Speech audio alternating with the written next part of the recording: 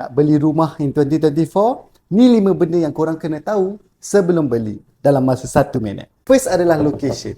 Kita semua tahu market value dekat Damansara, PJ, Shah Alam akan naik lebih tinggi berbanding kalau kita duduk luar Klang Valley. Kedua adalah konsep. Korang nak duduk sendiri ke ataupun korang nak buat investment sebagai contoh sewa bulanan ataupun Airbnb konsep. Ketiga adalah developer. Siapa nak duduk rumah kualiti teruk kan? So, make sure korang check dulu history developer korang. Sebagai contoh, Exim ada past achievement gempak gila. Keempat adalah amenities dan accessibilities. Kat situ ada sekolah tak? Ada mall, ada hospital, ada masjid.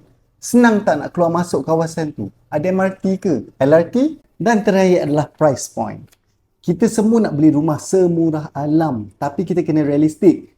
Beli rumah hujung dunia sebab nak save duit. Tetapi kita tak fikir pasal minyak, tol, wear and tear kereta, penat drive 4 jam ulang alik setiap hari. So itulah cara.